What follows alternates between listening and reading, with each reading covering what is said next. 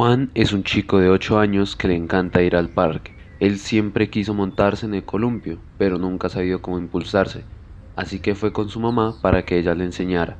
Ella decide acompañarlo para ayudarlo a columpiarse. Lo empuja y Juan empieza a columpiarse más y más, hasta que lo deja libre. Su mamá no lo empuja más. Nosotros como estudiantes de ingeniería hemos querido analizar el movimiento que experimenta Juan al columpiarse.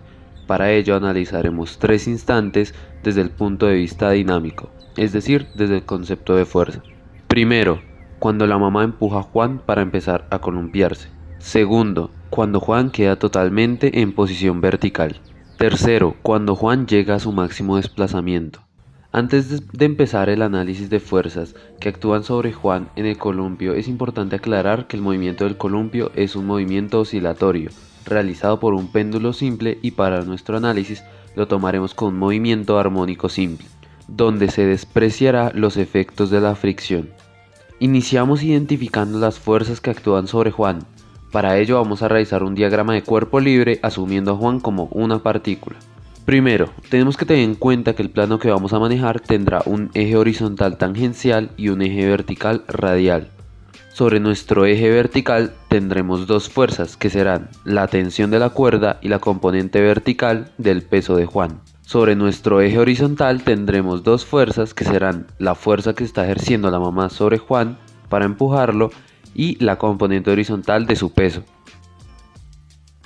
Podríamos decir que en el eje vertical la suma de las fuerzas es 0, ya que la tensión en este caso sería igual a la componente vertical del peso de Juan.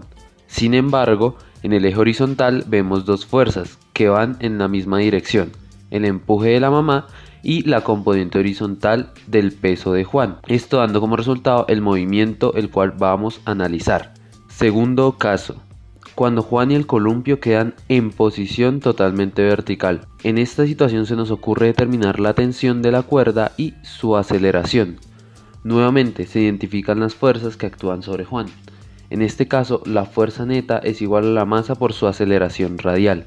Las fuerzas que actúan sobre Juan son la tensión y el peso.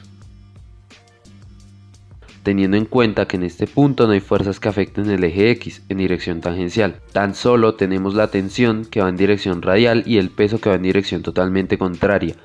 La velocidad que va a experimentar Juan en este instante junto con la tensión es máxima, y su aceleración radial es igual a la tensión sobre la masa menos la gravedad.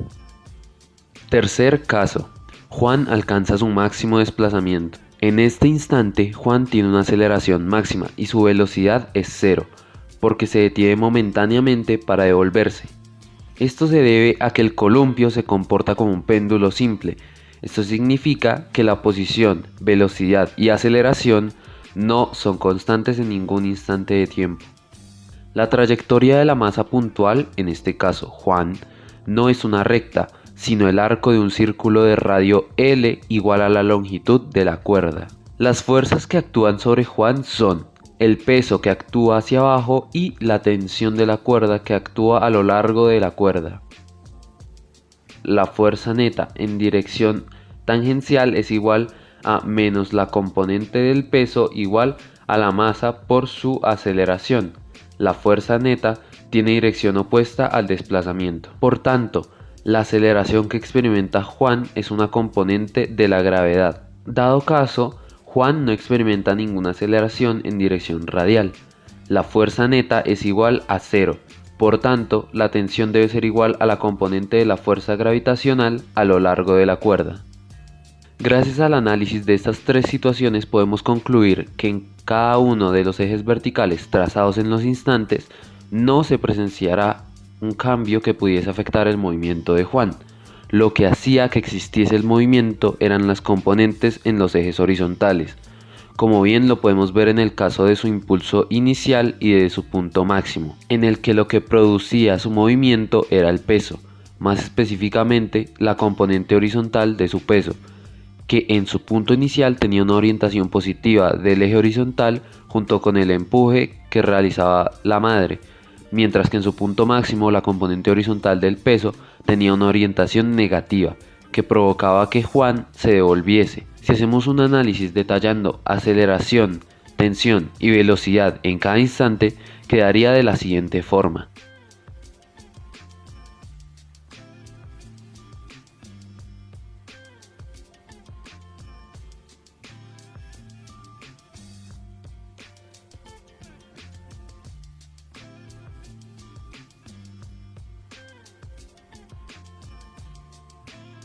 Muchas gracias por su atención, esperamos que hayan aprendido.